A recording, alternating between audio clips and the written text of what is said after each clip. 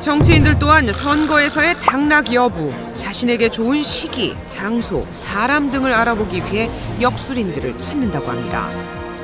국회의원들 몇백 명 중에 거의 다 이걸 보는 분들이 다 있을 겁니다. 자기가 안 보더라도 보좌관들은 다 가서 자기의 그 의원님의 운명이라든가 또 친척 중 또 부인 이런 분들이. 연초가 되면 많은 사람들이 한 해 신수를 보기 위해 점집을 찾습니다. 운명론이다, 미신이다 한편으로 폄하하면서도 불안한 미래에 대해 조금이라도 엿보고 싶은 인간의 욕구. 하지만 그게 맞는지 누가 장담할 수 있을까요? 미래를 내다본다는 역술과 무속을 둘러싼 오해와 진실을 살펴봤습니다.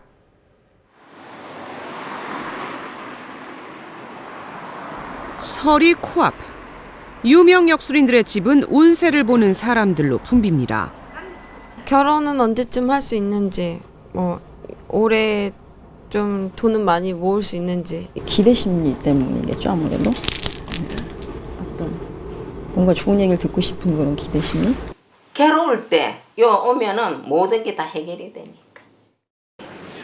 특히 총선과 대선을 앞둔 올해는 정치인들이 역술인들을 많이 찾는다고 합니다.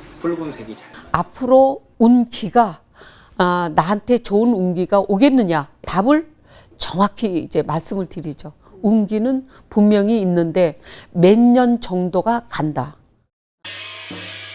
정치인 본인이 아니더라도 가족이나 친지, 이해관계가 얽힌 사람들도 당락 여부를 알아보고 당선을 기원하기도 합니다.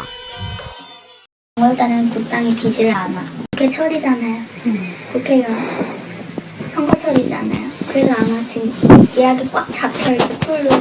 그렇기 때문에 외부적으로 활동을 하기 때문에 아예 대권주자들의 사주를 공개적으로 풀어놓은 역술인도 있습니다.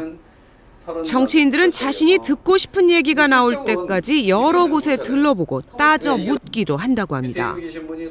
10분이면 끝날 상담을 30분씩 길게 가요. 왜냐하면 나쁜 말을 금방 했지 않습니까? 그러면 그걸 이제 반대편, 내가 옛날엔 이랬는데. 그러니까 지금도 무슨 당에서 정책을 맡고 있는데 근데 내가 나가면 왜 안 되느냐. 인간의 운명을 미리 보여주는 역술은 기본적으로 학문입니다. 시초는 중국 주나라 때 발원한 주역. 이를 공자가 사서삼경 중 하나인 역경으로 집대성했습니다. 우주 만물의 불변의 이치를 인간에게 적용시킨 것입니다.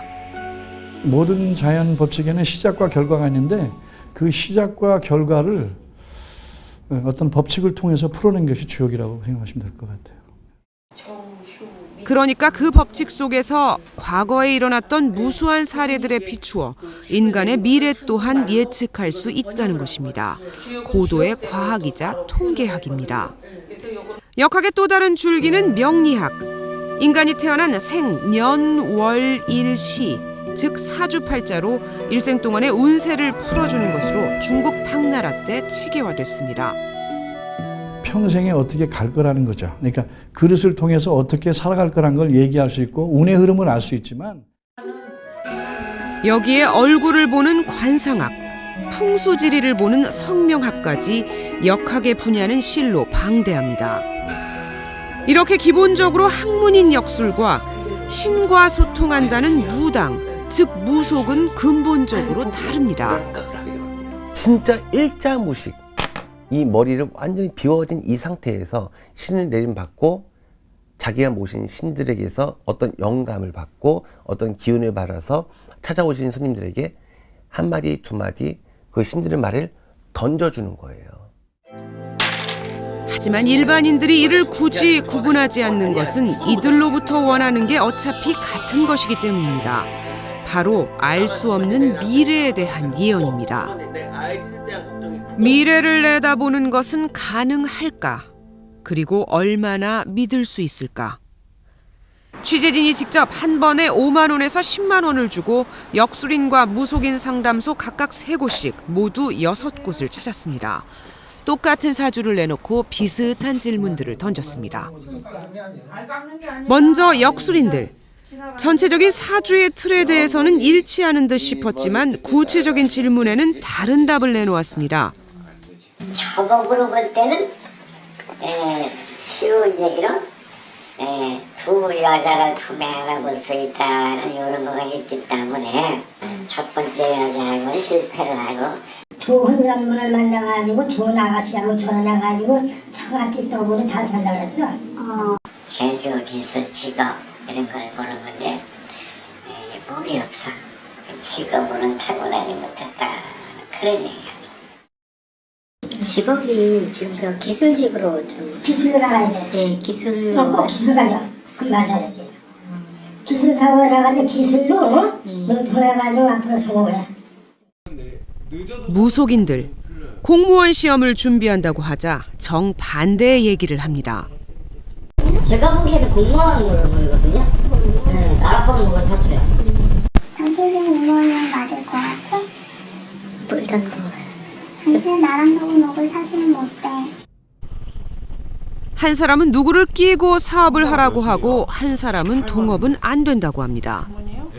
사업을 할 거면 형이 있거나 아니면 친한 사람 있잖아요.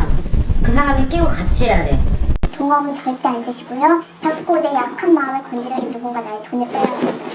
아니면 사기를 치잖아. 만나는 사람마다 다른 얘기를 하니 보면 볼수록 헷갈립니다. 역술이 학문이라면 모두 같은 답을 내놓아야 할 텐데 왜 서로 다른 얘기를 하게 되는 걸까요? 학문의 깊이 때문이라고 역술인들은 말합니다. 공부가 충분하지 않은 사람이 한 사람의 인생을 왜곡돼서 본다면 전혀 다른 인생을 볼 수 있어요. 공부를 깊이 한 사람의 해석과 얼마 하지 않은 사람의 해석이 다르죠. 그러니까 학문 쪽에다가 실기를 같이 겹쳐서 이거를 보셔야 돼요. 무속인들의 경우 차이는 더 커집니다. 무속인들 스스로가 각자 모시는 신이 다르고 그 신의 급도 다르다고 말합니다. 신이 내리는 게 아니라 사람을 따라다니는 영혼과 대화를 한다는 무속인도 있습니다. 영혼을 나하고 인연이 된 영혼을 보는 것뿐이에요. 그냥 보고 본다기보다 이게 어떻게 설명이 힘들어요. 순간찰나인데. 따라서 이 보이지 않는 세계에 대해 믿을지 말지는 개개인이 각자 결정하는 수밖에 없습니다. 눈에 보여줄 수 있는 건 하나도 없어요. 그래서 무속 같은 경우는 딱 한마디밖에 못해요. 믿을 분들 믿으시고 믿지 못하신 분들은 믿지 마시고. 신내림을 받았다가 이른바 신기가 약해지면 명리학을 공부해 사주풀이를 병행하면서 근본적으로 서로 다른 무속과 역술을 넘나드는 사람들도 있습니다. 눈치와 경험도 작용한다고 고백했습니다. 입고 있는 옷, 어디에 사는지, 얘기할 때 나오는 반응 등 사소한 모든 것들이 그 사람을 알 수 있는 단서가 된다는 것입니다. 돈 있는 사람은 좋은지 마시고 없는 사람은 괜히 허리를 하지 않으니까. 이런 현실을 간과하고 역술인이나 무속인이 뭔가를 결정해 줄 수 있을 것이라고 믿는 데서 문제가 시작됩니다. 앞서 취재진이 투입된 6곳 가운데 무려 5곳에서 취업이 안 되는 이유가 보이지 않는 것에 있다며 굿을 유도했습니다. 그냥 꼬마애. 꼬마애 나왔어요? 아니요, 꼬마애 난 게 아니라 붙어다닌다고 꼬마애가. 영혼이 있어가지고 꼭 앞길을 봐가지고 직장에 방해를 하고 혼인을 하려고 하면 혼인길에 방해를 하고 완전 앞길을 막아줘 버려. 캄캄하게. 얘는 지금 동서남북이 꽉 하고 막혔는데 아무리 네가 발버둥 못 써봐 막혀버렸어. 이 집안에는 극살집이야. 니는 오늘 작두는 한 번은 타야 될 것 같은데. 작두를 타요? 굿, 살풀이, 영혼을 하늘로 보내는 천도제 등을 권하면서 그 자리에서 수백만 원씩을 불렀습니다. 부적을 쓰신다면 그거보다 조금 가격은 저렴하겠죠. 하지만 효과는 90%예요. 그날 저녁에 효과 보시는 분도 있어요. 온 사람마다 다 하라서는 안 된다. 당연한 거 아니야? 그러면 지금까지 내가 떼돈 벌었게? 우리는 꼭 해야 되겠어. 이 집은 해야 해. 그러면 하게 되면 금액은 얼마나 돼요? 하게 되면 700은 가져야 해. 700. 최소. 아무리 못 들어간 450 정도는 들어가야 되겠네. 하지만 이들 중 누구도 취재진의 실체를 눈치채지 못했습니다. 진짜 용하지는 않다는 것입니다. 사람들은 누군가가 자신의 미래를 예언하고 확실한 길을 제시해 주길 바라지만 그 같은 운명론에 신중해야 한다고 말하는 것은 오히려 역술인들입니다. 청긴누설이란 말도 있는데 어떻게 우리가 감히 죽고 사는 거를 말할 수 있겠어요. 극단적인 표현들은 협박이에요. 구단하면 안 돼 라는 협박이에요. 조상 탓을 한다거나 뭘 탓을 한다거나 사주팔자 탓을 한다거나 이거는 불가능한 겁니다. 아무리 나쁜 사주를 갖고 있어도 내가 어떻게 살아가느냐에 따라서 그 삶의 질이 좋아질 수도 있거든요. 굉장히 안 좋은 운명도 있잖아요. 누구나 다. 그러나 기도, 또 심성, 또 그 사람을 좋게 인도할 수 있는 그 방법으로 하면은 저는 피해갈 수 있다고 생각을 하고 있어요. 운명 자체보다 인간의 의지와 노력이 더 중요하다는 것입니다.